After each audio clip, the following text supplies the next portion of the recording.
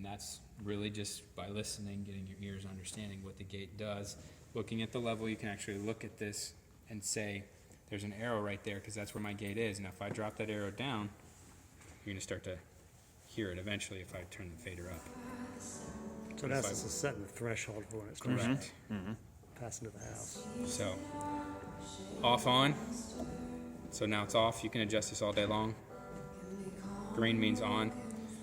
Compression is the same type thing. Compression really just allows you to, if you have, my pastor sometimes yells.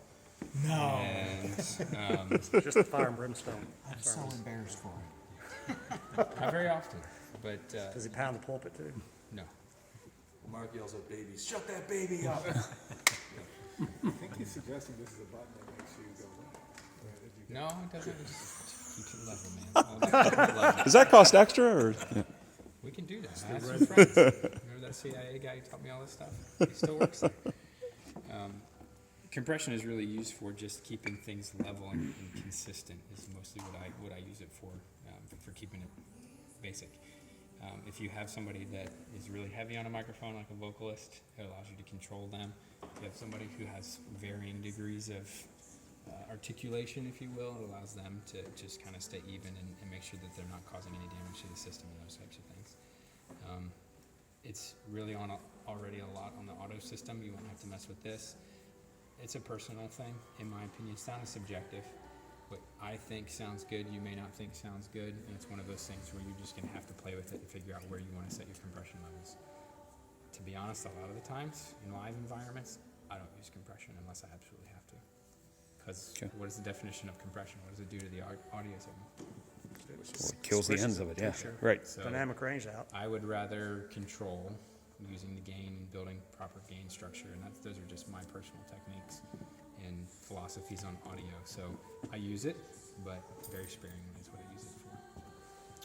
So that's what compression is, and that's where it is. So you can turn that off and on. Panning on the system, it's not stereo because there's no left and right cluster. It's a single cluster. So your panning is right here. You'll want it to be up the center. Even though you won't hear much differentiation, you're just losing that spectrum, if you will. So you can kind of hear. It's collecting that full signal. So there's your pan right there. So there's a couple other important features on this side right here that we need to go over. So this touch panel is kind of the control center, if you will, for this console. These buttons right here are the menu features of this touch panel. So there's processing, routing, home, effects, sends, and setup. So the processing, basically in the audio world, processing is all of this. You're processing the audio signal. You're either putting a gate or compression or an EQ on it. So that's what this processing button does. If you go to the routing, this is where you're actually routing inputs and outputs. When we were talking about what goes on up there and how you get those signals to connect, this is the page where you want to do all of that. So you can mix sends. Your mix sends are what's going out of the console. So those two monitors up on the floor are mix 1 and 2. So you can set those to either pre or post fade. Has anybody ever heard those terms before? Mm-hmm. Pre or post fade means you can send an audio signal before you actually turn the gain structure up. That's called pre. If you set it to post, I always recommend it be pre because I just think that's the wisest. If it's post, the level on that monitor only goes up with the level of what you turn the fader up with. That's post.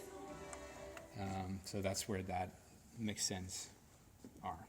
The effect sends, those are typically post. You want those to be post because you don't want them to be sent before. You want them to come out with the level. So these are all set correctly. Really and truly, you won't be in here a whole lot, but I'm going over it anyways. Audio group assigns. These are both off right now, but you can group a selection of faders and turn them into group 1 and 2. So you can have a section of, like, if you had 10 drum mics and you wanted to control them with one group, that's where you would do that. Mute DCA group assigns, so you can control DCA is the same type thing. You can control multiple selections of faders in one group. So, for example, when I'm mixing at my church, we have a 46-channel console. We have 10 microphones just on our drum set. We've got a microphone on our. You laugh. Bigger than us.